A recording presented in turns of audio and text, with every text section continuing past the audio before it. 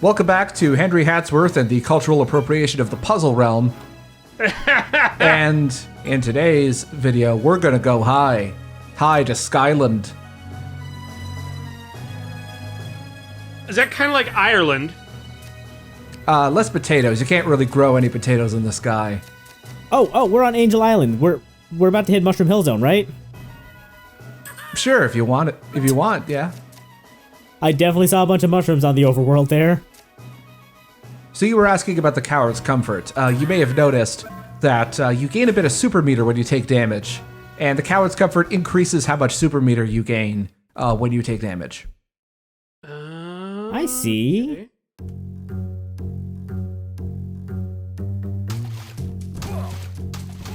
This was completely unnecessary, but I'm glad they added those splashing water effects.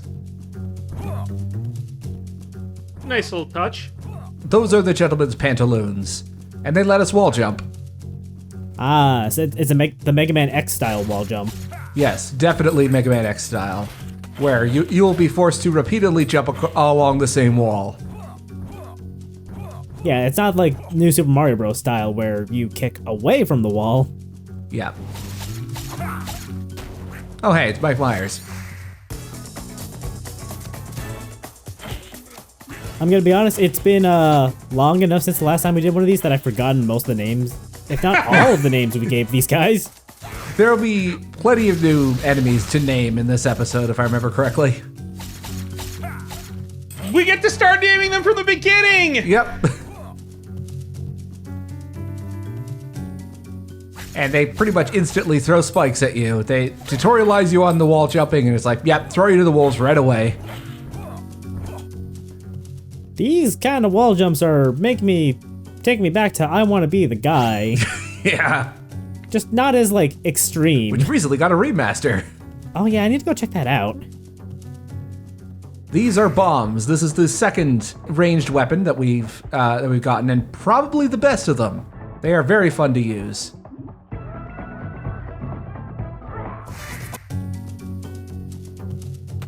They have a bit of an arc to them, even when you're crouching while firing. Now, is there splash damage? To enemies, not to Henry. Oh, good. That arc is why I appreciate Kirby's bombs, letting you aim where you throw them. At least in past Superstar. Yeah, Superstar but onwards. it's kind of like the Castlevania axes, where you get used to their throwing arc over time. I guess, but you're never really expected to, like, do any puzzles like that with the axe. Well, those puzzles don't really come up again. It's just to tutorialize you on how they work. I guess that's fair. So in previous videos, we've seen that you could charge up the blunderbuss. And you can do the same thing with the bombs. It just gets bigger every time you solve a puzzle. Ooh. How many levels can this bomb go? I think up to 4 or 5. And it affects every bomb that's on screen at once. Which is really cool. Wait, how many bombs can you throw at once? I don't know the exact limit, but it's quite a few. Okay, well, until proven otherwise, I'm just going to assume it's like we're working with the Mega Man limit of 3 projectiles at once. There is one ranged weapon later on that definitely has a specific projectile limit. So if you were good enough at Puzzle League, you could literally just like fill the screen with like nukes, I guess. Yeah, pretty much. It works really well with bombs in particular. Like, you could play the entire game with bombs if you wanted. Also, I've talked before about Henry's hitbox extending outwards with the down melee attack. That's a really good example of it.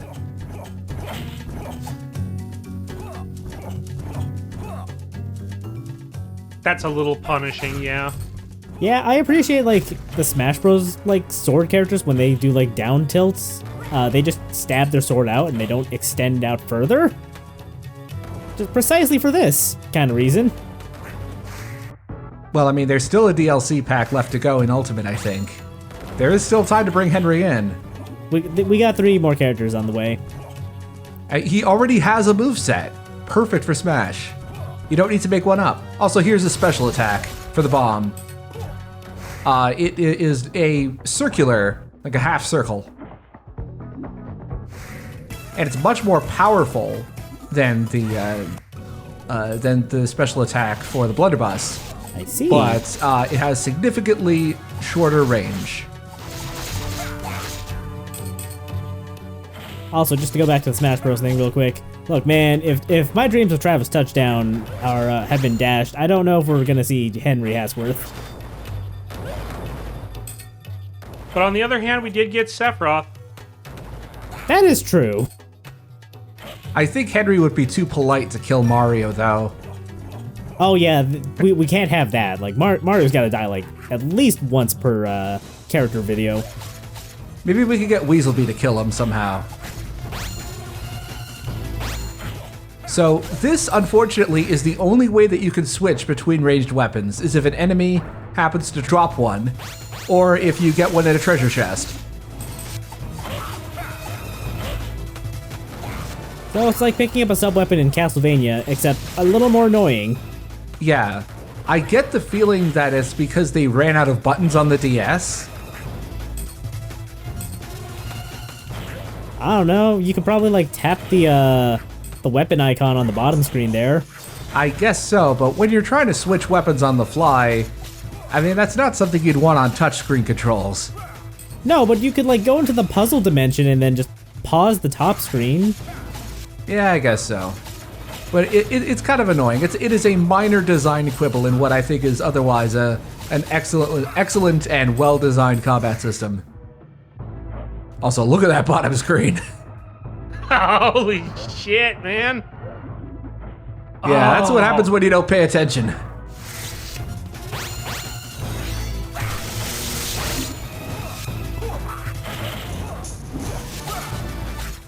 And that's also another advantage of the wall jumping, is that it can save you from dying in bottomless pits. You just drag yourself along the side of it. Can't believe you're not gonna let Henry fall into the puzzle zone.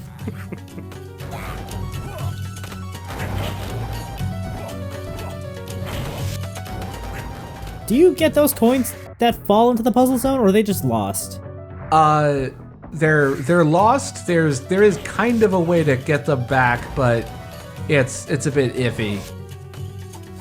That was a very unfortunate super bomb, by the way.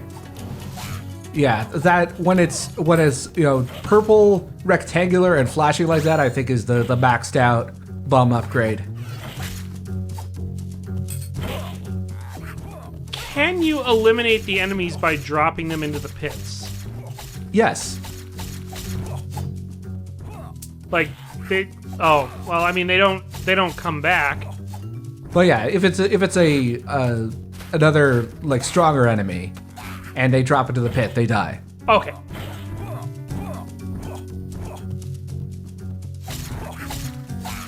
There are some instances like here where it's a scripted item drop, and they clearly want you to use a specific ranged weapon. Like that bomb always appears. However, there's this sneaky little treasure chest down here. This one took a couple of retries. Not more so the difficulty isn't from getting down there, it's from going back up.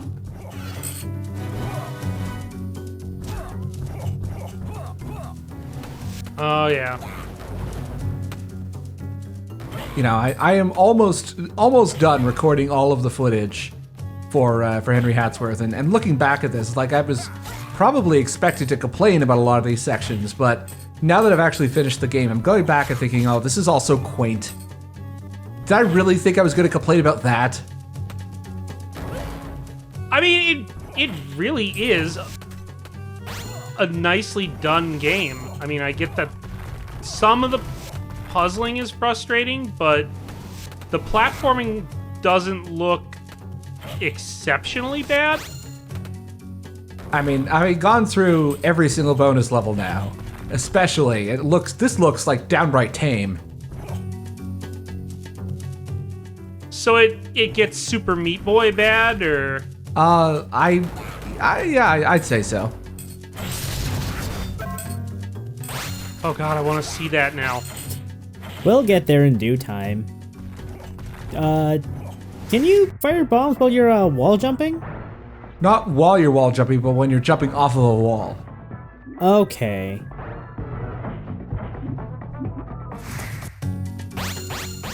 It's also pretty difficult to aim properly when you're firing a bomb off of a wall, because there's a little bit of latency, just a tiny bit, between when you've jumped off versus when you're able to fire. Bonk. You're right, that is basically a Castlevania X. The arc of that shot is consistent. Like, there's one consistent arc for firing normally and another consistent arc for when you're crouch firing.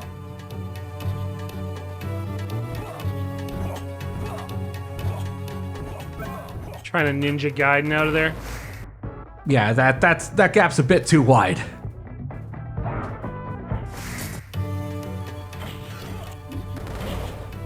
Pardon me? Oh no! Poor little slime! Do those platforms respawn as soon as you go off screen? Yeah. Oh, I should also clarify an error I made in an earlier recording. Enemies apparently cannot spawn, or they cannot go onto the bottom screen as item blocks. It's only as monster blocks or as the supercharged the supercharged blocks, like that one in the corner there. I see. Although if you juggle them in the air, they will, the chance of them dropping money with every hit, it increases. And of course, with your combo, etc., that will also just increase money drop rates.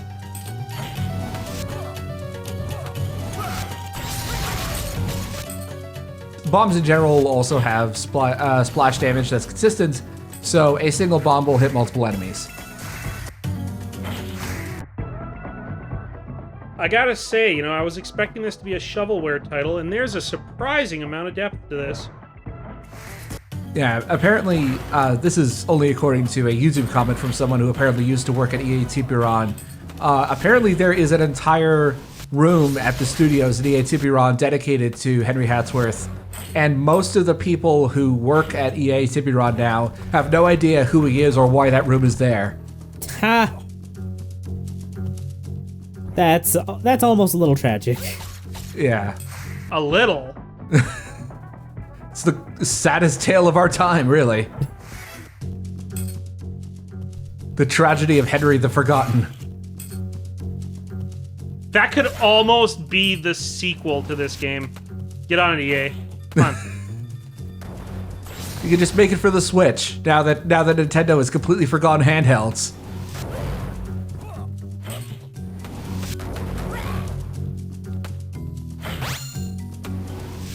These turret placements are just completely dickish. They just want you to make sure that you absolutely know how to control the arc of the bombs. And really, the best part about using the bombs is not just the arc, but also the fact that it bounces off of everything that's not an enemy. Which, if my recollection of this footage is correct, we'll be seeing a bit later. Oops. Oh god, spikes! Yeah, spikes do 2 hearts of damage, which currently makes them the most damaging item in the game. At least it's not instant death? No. There we go. That's a good example of that nice bit of bouncing. Oh. Complete with a little... Must be the shoes. And here's another bonus room. Oh, wait. There's a bonus room later on that we'll see a new one. It's this one. Not the biggest fan of it.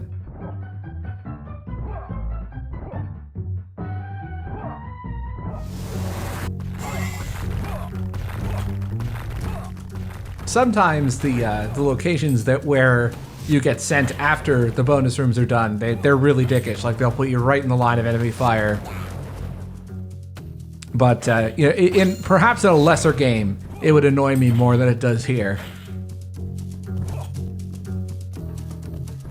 But this is Henry Hatsworth we're talking about. It's only the finest quality in video game dickishness. Professional Richarding, sir.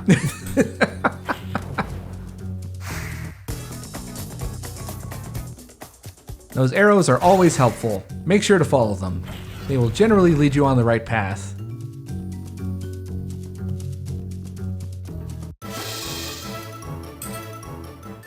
Oh. How I've missed this. It's been a few months since we recorded video 3. I have missed the whimsy of this game.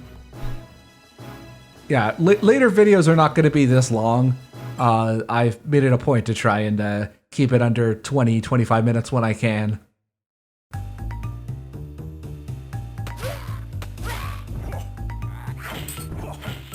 Yeah, so as I mentioned before with death, this is me having cut out of death already. So I went into the level starting with the bomb, and then I died, so I lost the bomb, and now we only have the pea shooter.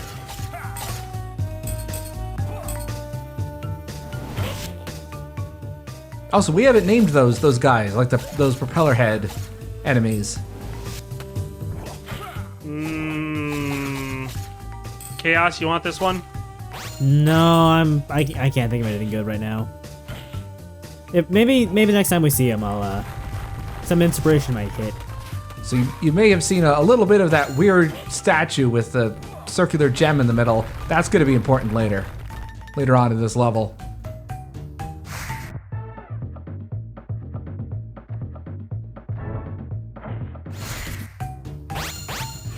I'm pretty sure that music is from the tutorial, when Cole was first teaching us about the puzzle realm. There's not a lot of recycling of music in this game, or at the very least they try to keep it consistent with the theme of each world. But then again, the soundtrack is really good, so I'm not complaining. Yeah. And there, I was talking about the splash damage. There it is. One bomb hit 2 enemies. Yeah, I got nothing for those guys for an aim. How about beanies? We can work with that. Be gone, beanie. It's apparently international or a National Bean Day as of this recording. Oh. So sure. Wow, way to date this recording, Chaos. Now everyone will know how much I rely on backlogs. It's all Oh, right. it's fine. I mentioned I date my own recordings all the time. So up here, it's that weird statue thing we saw earlier. Are those spikes gonna fall on you? You either hit it with your sword or with a ranged attack. Usually it doesn't drop gems, but this one did. I was totally expecting those spikes to just fall on you to give you a time limit to pick up those gems. What does it usually do? No, it's only apples and or cherries that do it in this game. That was another I want to be the guy joke. Ah, I was 18 or 19 when that game first really became popular, my first year of university. And I distinctly remember didn't really play it that much myself, but I do remember enough that that Kaya Nasaki was planning on a sequel called I Wanna Save the Kids that would have cranked up the difficulty enough to rely on escort missions. I think the idea was to. Oh, God. I think it was more of a Lemmings kind of game, rather than it being like full of escort missions. Well, maybe that's what it turned into, but from what I remember of it, that was the idea was cranking up the difficulty by stupid AI with escort missions. Maybe it turned into a Lemmings clone later.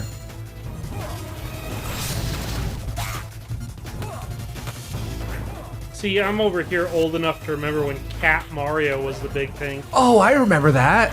Saibon Action. Oh, I thought you were talking about That was the name of it, yeah! I thought you were talking about the cat bell in Super Mario 3D World. No. No. Cat Mario is the original Yeah. dickish platformer. Yeah, no, I remember Cyberpunk action. Oh god, I saw my hairs in my beard this morning. Ah! I was gonna say, like, Super Mario 3D World wasn't that long ago. No. To give you guys an idea, I'm old enough to remember when N plus was just N. I do remember the DS port of that. Because we made a reference to N, like in the Mark of the Ninja LP. Because there was Yes. one death that looked very similar to the bisection deaths in that game. There was I want to say it was a Newgrounds Flash version of the game before the actual game came out. And then Sounds the like that, yeah. original, I want to say the original N plus was like a $2 Windows game or something like that. N Plus was on DS, and I think the most popular version was like the XBLA port. Possibly. I'm I'm gonna have to look at the timeline for that. I have been to at least one arcade expo that had an arcade cabinet of N Plus. Also, this is a new bonus stage, and it's the only one that's actually fun This is considered fun? because you get to do things in it.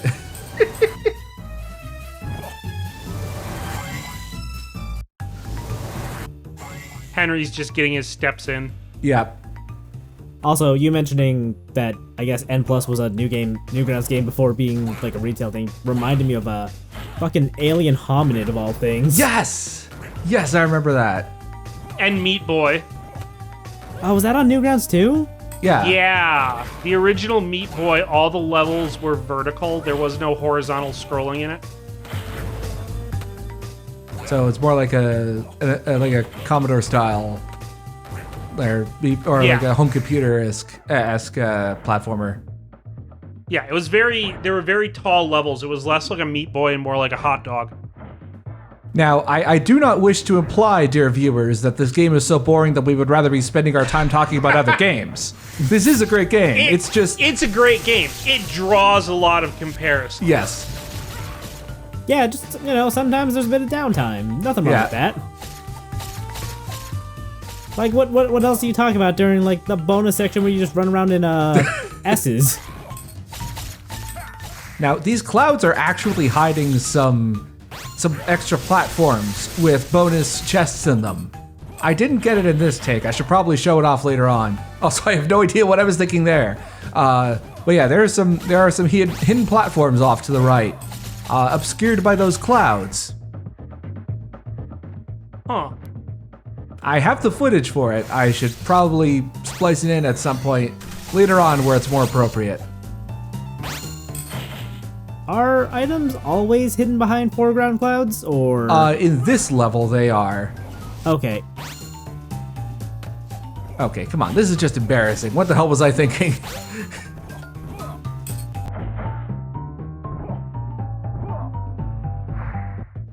There's also a point where I thought that if you put things like, for example, if you had a bowler hat in a 4-block combo instead of 3, that you get an extra life out of it. I did some testing and it doesn't seem to be the case. It would have been really cool if they'd implemented it, but I guess maybe there were like balance issues. I mean, even by the end of the game, I had like 70 plus lives, and that was after all of the lives that I had spent dying over and over and over again on the harder levels. So I needed those lives, clearly. Oh my god. Those turrets were making me real wish you had a... Oh god. Like a crouch walk or a crawl or something. Nope. Henry's knees are too fragile. He cannot duck walk like he used to. Oh! I forgot I left that in. Anyway, when Henry dies, that is the only voice clip that he has like actual English in it. It's poppycock. I'm surprised you didn't get hit by that. I think it might have been the invincibility from the special attack. I don't know. Oh, okay. You also get invincibility during the bomb special attack. It's the same rules. Yep, too short range. Yeah, this game does not mess around. Did you change the difficulty between takes or something? Is this? There are only 2 difficulties, one of which is a New Game Plus. So no, Really? then. Yeah. Yeah, this game does the Batman Arkham thing where the game gets harder on a New Game Plus. Huh. And now we have a new enemy. It's like some sort of Roman centurion, I guess. What? Why is he holding a light switch cover? I think it's supposed to be some sort of shield. I know, but it looks like a light switch cover. Like It really I just does. want you to. I want you to go up to him and flip his switch. That's it. His name's Flicky. Yes, there we go, Flicky. Okay, there we go. There we go, Flicky. So Flicky can use his shield to deflect your bombs. So he is still vulnerable to your sword, but he will, as you can see, it's kind of hard to tell there, but there you go. But yeah, he is still vulnerable to your melee attacks, but he will deflect your bombs and he will deflect the blunderbuss as well. This just goes to show that you really shouldn't try to turn a light switch off by throwing shit at it. Yeah. Definitely not. Just go up there and turn it off. It's fine. Don't be lazy. Flicky also drops another unique, it's not quite a garbage block, it's more like a layered block. I think I was trying to show it off as we were cracking jokes over the footage, but next time a Flicky shows up, let's pay attention to the bottom screen. Essentially, it is the same thing as a regular monster block, but you have to solve it in a puzzle twice. So once to get rid of the armor, and again to destroy it. Huh. So it's not a true garbage block in the sense of like the skulls, but it's just a gimmick. There's lots of those. See? Oh, okay, that one turned into a super, but well, we'll see one later, I think. Why doesn't EA do deep games like this anymore? Why do they just do roster updates? I can tell you why. This game did not sell well at all, and it was thrown under the bus. Like there was basically no marketing behind this. Wow. Like, I mean, EA pushed a lot for, say, Mirror's Edge, which was released around the same time as this. You know, that was another quirky title, but then again, DICE developed that one, which is one of their bigger studios. And I guess they felt that in that case, they were willing to take a big risk. There we go. That's one of the armor blocks there. You see that nasty looking guy over there? Yep. Yep, there's Meat Boy. Yeah, so that has to be solved twice. There are a lot of Flickies here. Yep. And they're putting them on faraway platforms, so you basically are forced to use ranged weapons on them.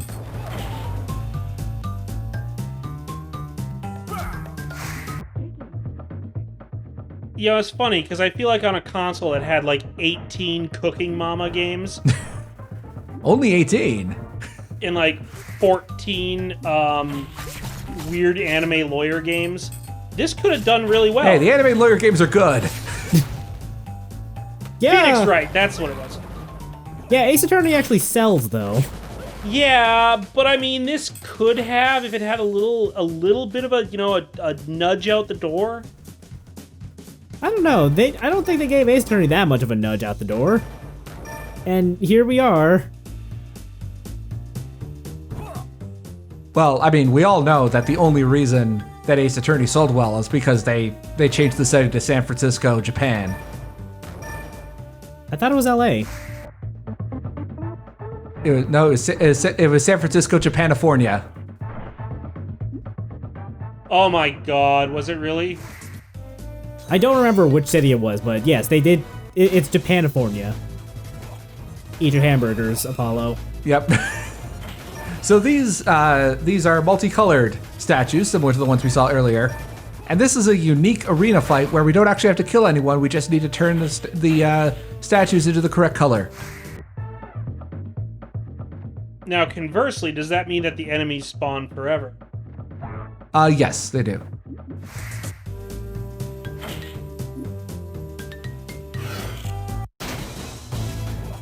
And here's an interesting little twist on it. The enemies, the slights and the flickies can actually hit the switches if they aim the right way. But yes, they are capable of switching those statues back to a different color. So you have to prioritize them as well.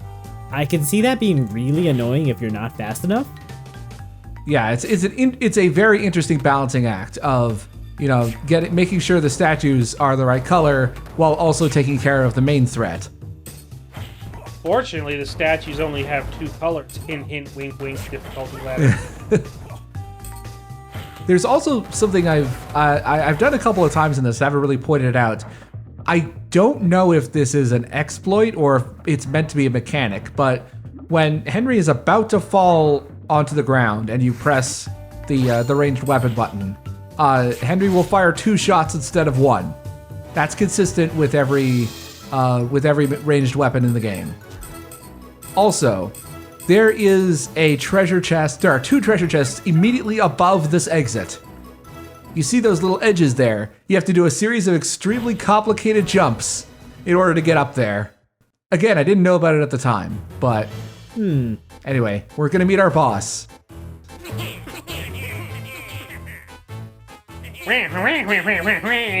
Will be in his paws. Oh my! Gaston! Oh, Lance.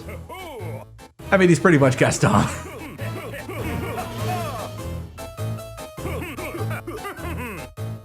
Lance Vanson.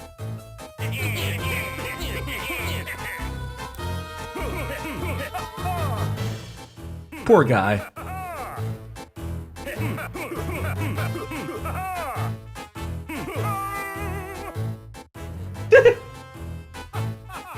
Yeah, the fight against Lance Poisson is usually considered to be the best in the game. I like it a lot.